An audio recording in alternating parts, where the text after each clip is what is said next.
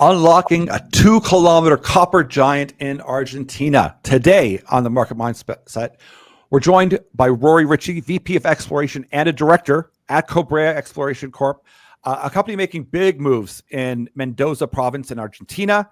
If you've been watching copper closely, lots in the news, but also, regarding tariffs and whatnot, there's lots of stockpiling of copper. But also, you'll know that this region has been making lots of news as far as porphyry discoveries. It's a real porphyry powerhouse, and we have on with us someone who is a porphyry powerhouse expert.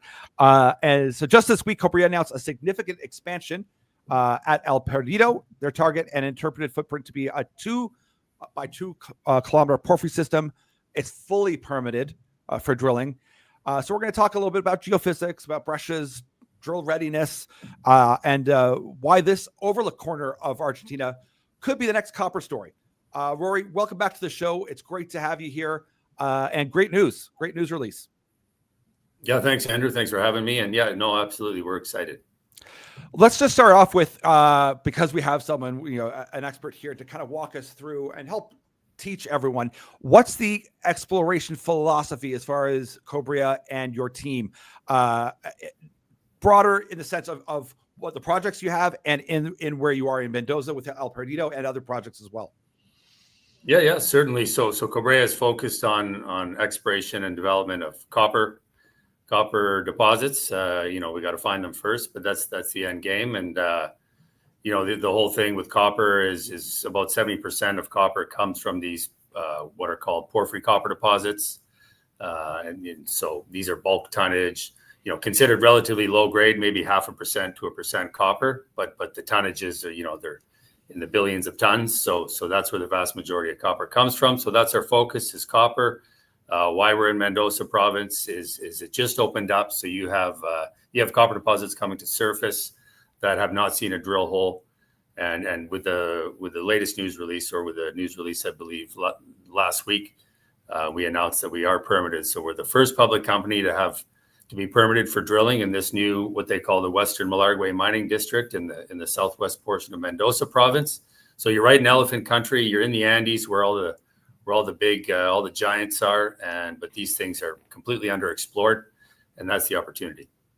And that is a huge opportunity. I want to take a kind of quick step back, because you touched on something that's important. We always want to kind of give people some tidbits away, is sometimes someone could fall prey to just looking at assay and thinking bigger is better. And especially someone new, they might go, they won't look at, say, that this is possibly a bulk tonnage type of play. They might go, 0.5%. I'm not going to pay attention to those assay results. They're not high enough. The grade's not high enough. And it's important. That's the nuance with mining, is that you need to have indicators to light it up. People go, I'm interested, but it comes with that bigger thesis and a more peeling the next layer of onion back to go, well, wait a second. In this region, for what you're looking for and the size of project, this would be a good result. And I think having that milestone and metric and remind people, especially new, that is out there, I think that's really key. Yeah, no, absolutely. I mean, the grade, it's really about the tonnage. Well, obviously grade is equally important, but anything above 0.5% copper would be considered, that's a viable grade, that potentially economic. But the key thing is that these are big deposits with long mine lives. Some of these, for example, El Teniente, 80 kilometers to our north, that's been in operation for over 100 years. Yeah. So these are huge deposits and big mine operations that the majors, the producers, like to see, because they like long mine lives. If they're going to invest all that upfront capital, they want to be in there for a long time. And also you can keep finding more. Often these porphyry deposits come in clusters. So, for example, El Teniente, again, they just found another deposit, within 3 kilometers of a 100-year-old plus operation. They just found that in the last decade. So you can keep adding to your resource base. But yeah, generally speaking, big deposits. What gets the market excited in terms of porphyry, discoveries, or when you're drilling these things off, is these aren't 10, 20 meter intercepts of copper. These are 500 meter to 1,000 meter intercepts of copper. Yeah, those are. I mean, that obviously will get headlined. They're significant. They're massive. And speaking of that kind of size as well, is the land package that you guys have. Like, is it like 733 square kilometers? Like, you've Yep, got yeah, exactly. massive, like a large exploration opportunity here as well. No, for sure. So, we were looking at Argentina. We caught wind that Mendoza was opening up, and there was some legislation initiatives that were going to work in our favor. So we did get down there early, and then once we found these projects, which we looked at a number of projects, both within the Western Malargüe mining district, as well as outside in Argentina, and we quickly deduced that we wanted to get as much ground as we could. So when we approached the vendors, when they wanted to option one or two projects, we said we'll take them all, and we're happy with the way the deal worked out, and we have our work cut out for us. But there's a whole whack of targets on this land position, and really it's early days, but we're already making significant progress. And we'll probably jump a little bit around on different topics, but you mentioned some of the like working with that province in particular, and there is some infrastructure already there. And we touched on it last time, is that you've got great relations, which is very important. What are all the amenities and infrastructure that kind of help you guys along the way with where you're at the stage you're at right now? Yeah, so the nearest kind of population center would be the city of Malargüe. That's about 65 kilometers to the east of our projects. That's about 30,000 people. There's a regional airport. There's a skilled workforce. And so that's a big help. But really the biggest thing in my mind anyway, operationally, is roads. We have road access to the north, the central, and the southern portions of the land package, which is big because, ideally you want to stay away from helicopters. They're expensive and somewhat unpredictable. So we can, get close to the prospects on the roads. And then from there, you're taking horses and mules and setting up camps at the various prospects around the projects. But that's kind of key for us, is those roads and obviously the ability to build additional roads. The topography isn't too rugged here, given that you're in the Andes. The elevations aren't too high, given that you're in the Andes. They max out at 4,000 meters, but some of the targets are closer to 2,500 meters. Yeah. But yeah, so for us, the roads are key. So let's get into a little bit about porphyry systems. So before we get into the expansion of what you and the work you've done with with the magnetic information you've gotten so far, tell us about what, and tell me here. Let me just kind of put it this way: is if you're looking at porphyry, it's ideally it's huge or bulk tonnage, very large systems, and it has other lenses near it. So that's kind of what makes it exciting, is that you can expand projects in theory. With some high probability. Is that kind of the focus is if someone's new and they go, well, tell me about a porphyry without me getting too lost? Yeah, I mean, a big thing about porphyries is their continuity. Continuity is a big part of the potential economic viability of any ore deposit. But generally these things, you can find things on the flanks, and again, they do occur in clusters, but really, ideally you're looking for a something that fits into an open pit nicely, right? And the kind of geometry of these systems fits the bill there. And you're looking for, something on the order of 1 billion tons or bigger. Some of the deposits in this belt are huge. They're, 20, 30 billion tons. But it all depends. There's a number of variables: continuity, grade, tonnage. Those are the things you want to look at. But certainly the size of the targets we have here, they're all multi-kilometer scale, at least the alteration footprints. So we're not looking for small porphyry deposits here. We do have a number of them, but these are big systems. That's something we're trying to drive home to the general market. And they're 2 to 3 kilometers across, some of these things. So these are big systems that any producer would be interested in, assuming the continuity, the grade, and the tonnage comes together. So help us understand, when you're talking about like a magnetic signature and you're using this aster and identifying alterations, what would be an easy way to explain to someone how critical and essential that is before finding a drill target, and how it helped to add to the scale and size of what you guys are looking at? Yeah, so not necessarily critical, but certainly the magnetics allows you to see in the subsurface, gives you an idea at the size of the target or the potential size. There is, even though you're in the mountains, there is actually a fair amount of cover rock or colluvium, we call it. That's just rocks, sloughing off of ridges and whatnot. So it's helpful there to see what you can't see at surface, to get an idea of what's below your feet. Obviously, that you want to have a good idea before you start drilling. Ultimately, drilling is the ultimate, that's why they call it the truth machine. That's how you get to the bottom of these things. But yeah, really the magnetics allows you to see subsurface, while the aster is showing, satellites picking up essentially chemical, signatures from different minerals that make up different alteration assemblages. The alteration is all associated with the fluid flow that ultimately deposits the metals that you're looking for.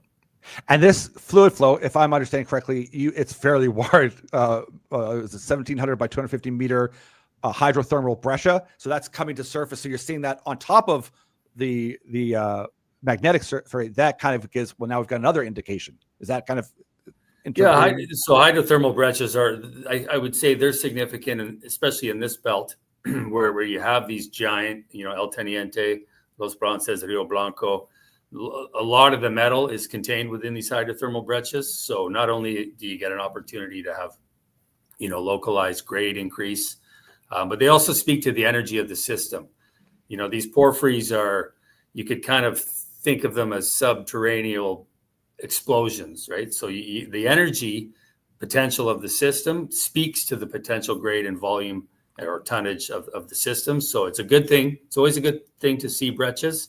And it's even better thing if they're relatively early and they are mineralized with copper, which seems to be the case at El Perdido. So Kai, it's like the plumbing. If someone was kind of go if they're trying to think of an interesting way to look at this, it's like, copper plumbing. That'd be a good, it's the plumbing of the system. And are they pretty rare? Like, is it pretty rare to find these as well? I wouldn't say it's rare to find large hydrothermal breccias, like 1,700 meters by 250 meters would be considered. And really, it's a series of breccias. It's a little more complex. Yeah. But yeah, something of that size is rare. You often do see small, what they call breccia pipes around or within porphyry deposits. But when you have a big hydrothermal breccia like that, it suggests, and this is part of our interpretation, and this is again was supported by this morning's news with the magnetics and the aster, that hydrothermal breccia, they typically, as you said, they follow the same conduit or the same plumbing system. And typically, if they're large enough, it's a good indication that that's the center of your system. And therein lies the conclusion that, based also what we saw on the ground, that this thing is bigger than originally anticipated or than thought by previous operators. And that hydrothermal breccia does appear to be cracking through the middle of that system, and hence the 2 kilometer by 2 kilometer target. I always liken this type of stage as being almost like you're a detective. Like you're getting clues and you're getting indicators, and it isn't at this stage like, oh, that's exactly this. That means exactly this. It's like, nope, we're seeing this. Plus, we've got this other indicator which is showing us. It's kind of making the probabilities narrow down much more as you're finding more clues and finding more data out. Is that kind of an interesting way for people to understand, is that you're kind of sleuthing around, and the more of these types of indicators that you get and milestones, that's forming great drill targets and the kind of overall thesis, confirming it or disproving. Yeah, no, absolutely. It's always evolving as you delve in and you get more data, essentially. People have said exploration is a non-linear process. So when you get from point A, say you first set foot on the ground, and ultimately point B, which is, a discovery, you're going up and down and all over the place, and you're really kind of reading and reacting to what you see there. But generally, yeah, you are sleuthing. You're looking for evidence. For example, when we identified that hydrothermal breccia that previous operators had missed somehow, all of a sudden it was kind of a eureka moment in a sense. Mean you've guaranteed success, but it just again speaks to the potential. Oh, this thing could be a lot bigger. And then once we mapped it out, we realized the system is bigger. And then obviously, well, this could potentially add grade. There's a leached cap. That's a little esoteric. The idea is that at surface, those minerals have been leached down, so you don't have a direct read on grade, for example, at surface. Okay. But the presence of that breccia means that you could potentially have some good grades once you start drilling. So it was a big deal for us when we identified that. And like I said, you guys are the first permitted, so that deals well. And you've mentioned before, we won't get into too much detail, your relationship with the province is fantastic. As far as jurisdiction goes, I mean, people, if they're not aware, Argentina is very, very pro-mining. So you've got a lot of upside, that sometimes can hold people back. You've got lots of green lights there, and that must make it that much more attractive to you as well when you're seeing what you want to see in the rocks, but also that you've got willing working partners that are like, yeah, let's go. No, absolutely. The governments down there, I mean, it's a provincial matter, really. The mineral rights are governed at a provincial level. So Mendoza, the director of mining, the governor of Mendoza, the minister of environment and energy, and even the mayor of Malargüe, they've all been fantastic. They've been really the biggest proponents of the whole initiative. And they've been very helpful for us. Obviously, we really got a permit in about 4 months from the time we submitted our update to delivery. So, that's something that's, globally, I think is pretty impressive. And that's based on a whole bunch of people, a concerted effort, working together to make this thing happen. So yeah, no, the people have been great. The governments have been great. Everyone we've worked with down there locally has been great. And we're trying to do a good job. To be people they want to work with and they want to see working there. And within the larger kind of region, and I'm not saying this as a closeology factor, but you've got big name companies around. Like, I mean, with relevant news that is being kind of near term and hot. Whether it's McEwen's Los Azules, they've got a feasibility report coming soon. Of course, the BHP Lundin. That's Vicunza, Jose Maria, like that thing just keeps on getting better and better. There's a lot of close neighboring type of companies in that region that are getting a lot of attention, that can only help for you guys as well, because it's reiterating people's mind that you're in elephant country with some very good sniffs of indicators that hopefully you've got drill targets soon as well. Yeah, no, absolutely. And for example, at what's happening at Los Azules, which is McEwen Copper, and what's going on in the Vicuña district between Filo and the Lundin Group, really, and BHP is, that's actually been helped largely by legislation at a national level, where Milei has been, he put into place the RIGI investment incentives, which really secures your investment long term, and so it gets rid of some of that uncertainty. So that's a big part of I think why these companies are having success and why things are moving along quickly. That's in a different province. That's up in San Juan to our north. But those are the RIGI is a national initiative, so that's really helpful for producing we companies to say, okay, my investment is secure here. we know what we're getting into is essentially. So it's a bunch of things coming together in Argentina right now and in Mendoza on a smaller level that are just working hugely in the favor of mining companies and exploration companies like ourselves.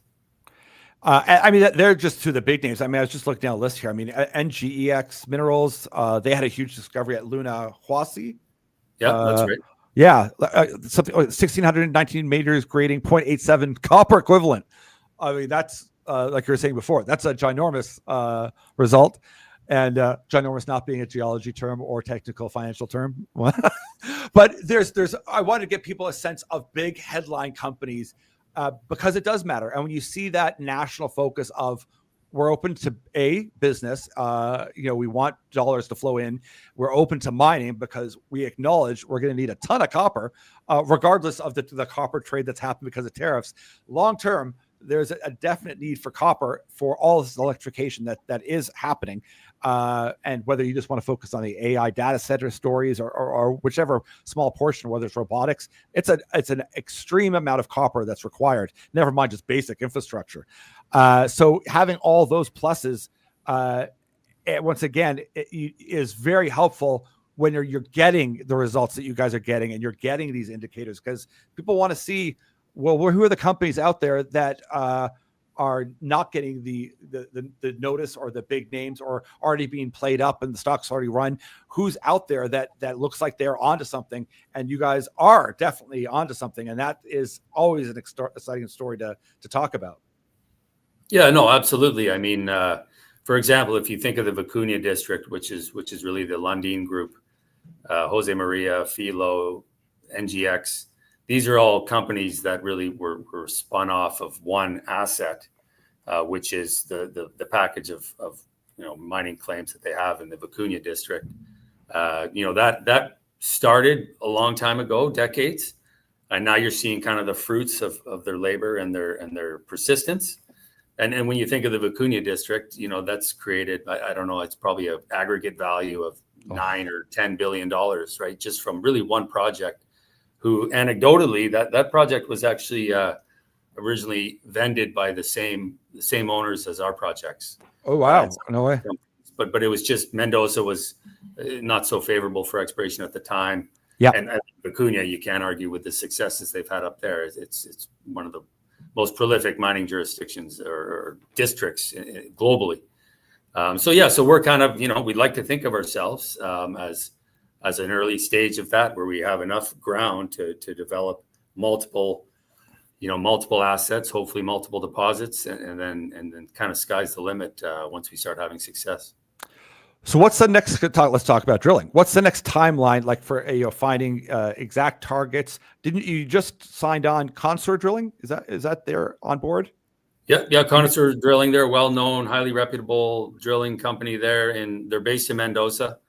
Actually, there's a number of drilling companies based in Mendoza, but so we're happy to have them secured. And yeah, drilling, it's largely based on seasonality as far as, the snowpack and the snow levels. For example, last year there was record snow the prior winter, so we actually couldn't really get into the projects efficiently until January of that year of 2025. But this year it's looking a lot better. There's a lot less snow. What we've heard, I was just speaking with some people on the ground yesterday, is that there's a chance we might be able to get in there beginning of October, for example. So all of a sudden that gives us another 3 months of exploration. Beautiful. So that essentially doubles our window there, which is a big deal. So drilling, what we have to do now that the permits are in place is we have to build some road. Yep. That can take a month or so. Obviously these timelines are forward looking, but that's my estimate. Yep. And so we could be drilling, I think at the latest we'll be drilling in January, but there's possibility we could be drilling before that. And what's some other news, like short term? I mean, that's big news enough to know that you're that close to drilling. I mean, people like to see, like, what's the next catalyst? What should I be paying attention to? Because on a story this big, we need to kind of just remind them, like, this is the next thing we're looking at. Then it's this, then it's this. What other milestones that you have coming up here that someone should just kind of write down? Oh, hey, pay attention. Yeah, so from our property-wide surveys, the magnetics and the Aster, and then obviously a compilation of the work we did this last season, we'll have more news, essentially advancing targets similar to what we put out this morning on El Perdido. So that will be coming down, and then really, it's not too far away. We'll be on the ground. What will happen concurrently is the El Perdido drilling program. So getting ready for that, and then ultimately drilling, and then ultimately, putting out results on a, exposed porphyry copper system at surface that you just don't find too many of those these days that have not been drilled. So that's huge, obviously. And then meanwhile, we're going to be doing our regional kind of our pipeline exploration on all the other. There's over a dozen porphyry prospects on the land package. So yes. So we can be putting out news on those as essentially we make undrilled discoveries. That's the end game anyway, is to qualify these things and then kind of rank your targets accordingly. But certainly it's going to be a busy season. It'll be a longer season, which is great. We're well established in Malargüe and in the district now, so we know what we're getting into, all the logistical stuff, operational, and all the employees you need to hire to get the job done. That's all essentially teed up and in a great spot. So we'll be putting out lots of exciting news and updates, over the course of this season and leading up to this season. Excellent. Well, maybe we could kind of wrap it up to remind people this news release today. a porphyry. I mean, that's your expertise. You focus on porphyries. If someone's looking at this, they just joined late and they're going, okay, wait a second, what did I miss?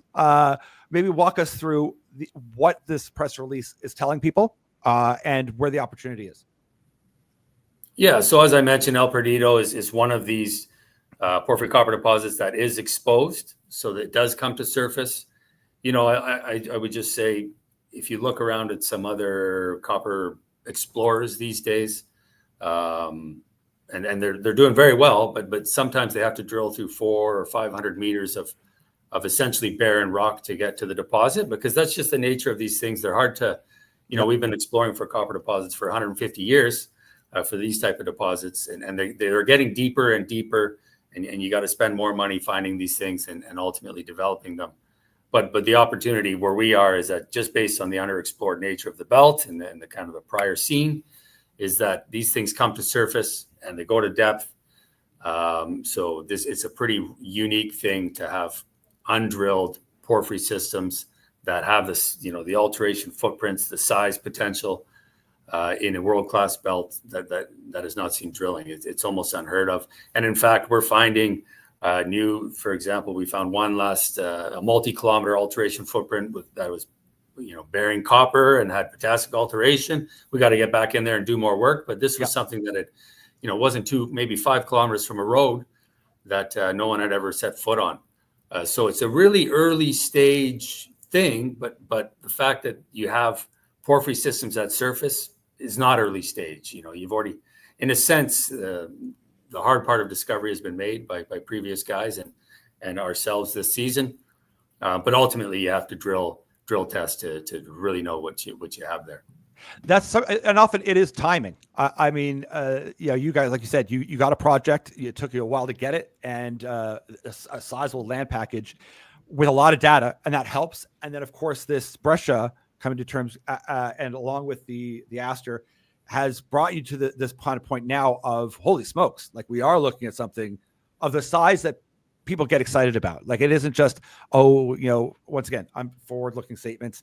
It isn't just, this is maybe economic, like maybe we've got some, tonnage. It's like, no. If this is going along the pace it's going, this would be sizable. And in that conversation of these bigger producers that are, down the road a bit, but in that region. And so that's, I think, the stories that people are excited about. It isn't just, we might have a mine, something that could be developed. Is that, no, this could be very large on a very large district scale. Those are the stories people get excited about. No, absolutely. We're, like I said, I hate to overuse the term, but we're an elephant country.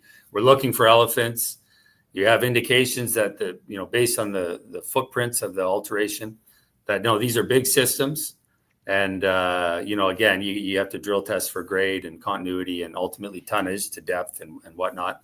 But based on what we've seen so far, these are, there's a number of prospects that are large enough, assuming all the other variables fall into place, that for sure majors will be interested in, and they are interested.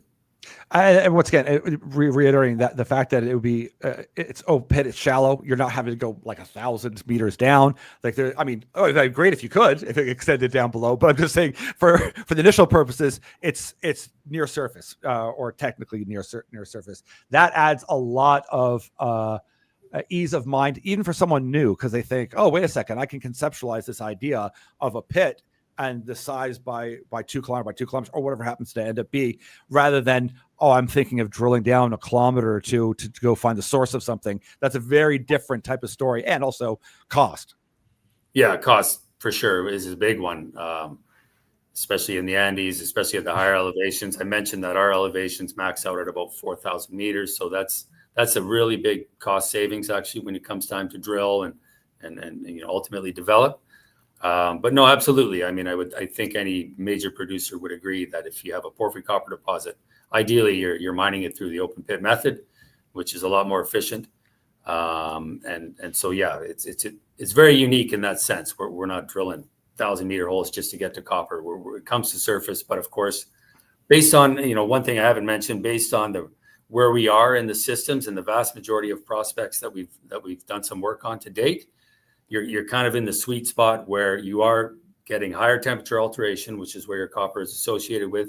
It is coming to surface, but these things aren't eroded to the point where, you're deep in the system, which would ultimately mean you don't have a lot of death potential. We're kind of in that sweet spot where, it does come to surface, but it looks like the vast majority of these systems are preserved below your feet, which is great. That is exciting. This is great. And once again, you're going to have lots of news moving forward as well. So it isn't just this kind of story where, well, come back and check it in 6 months. You have lots of updates, lots of work to do as well, which is great. And once again, the story hits so many of these boxes that people need to see. It's in the right country right now. That's very pro mining. You're in a province that once before, arguably, not so much, but they've opened their arms. They're really into it. They're great partners. It's like so many of these things that people kind of think secondary. It's like, no. If these are all coming together and you're getting these sniffs and these hints with the geology and in the science, this becomes a very palatable story for anybody who sees the bigger picture of the macro copper theme. It's very easy to get excited about what you guys are onto here. No, absolutely. Yeah. I mean, there's some serendipity involved, and there always is in exploration, but certainly timing was a big part of this story and is a big part of this story.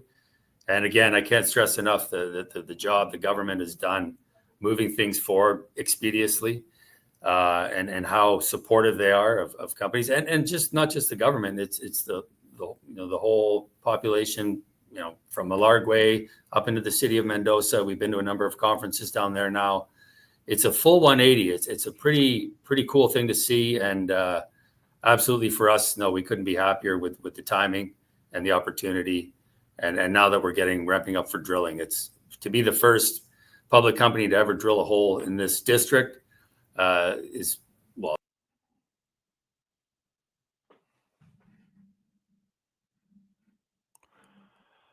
Oh, it looks like, unfortunately, we lost connection there, but I'm going to follow up and say that he obviously is very excited. We were about to wrap it up anyway. This was a fantastic interview.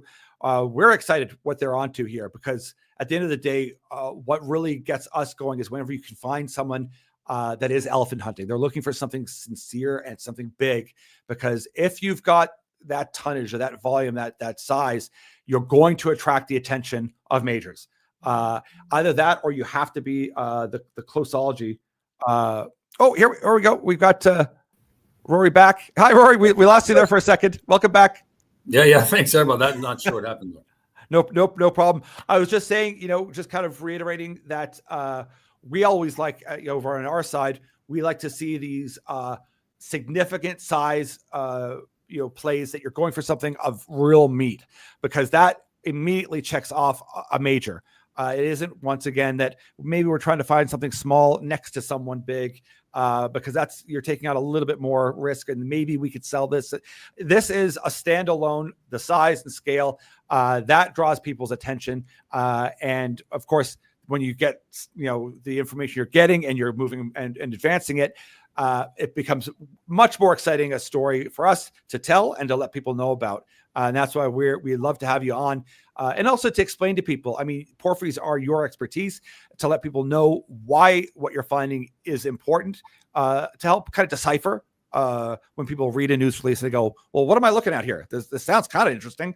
And we'll let you kind of sum up the rest for Kobrea of what it meant to you, what you've seen, and once again, what we're looking forward to in the weeks and months ahead. Yeah, sure. So the opportunity, I would kind of sum it up maybe as saying, if these were in a different part of the world, they would have been drilled 40, 50 years ago. So I can't stress enough the uniqueness of that opportunity, in the sense that these are big porphyry systems and world-class belts that have never been drilled and have hardly seen any exploration at all. So that's a big part of it. The next thing is obviously, well, we got to be able to get on the ground and drill these things. Now that we have our permit, not only does it show that the government's behind the initiative and that this is real, obviously now we can go and execute and drill at least our first target, and then we have many more targets to ultimately drill. In the pipeline, some are closer to drilling ready than others, but there's a ton of meat on the bone on the land package. And yeah, we're just getting into the season now. There's a chance we might even be as early as next month, based on what we're hearing. So lots of news coming out. It's been a bit of a slow, quiet time for Kobrea, but now things are going to ramp up here really quick, and it should be exciting to follow along for sure. Excellent. Well, thanks so much, Rory. We really appreciate it, and we're excited over here. We're excited for you, and to follow, and we're going to have our eyes peeled on news coming out. So thanks again for spending the time, to help educate us. Let us know what's happening here, because it is these big stories we like to follow. They're very exciting, and giving us the time to walk through the opportunity here with you guys at Kobrea. We appreciate it.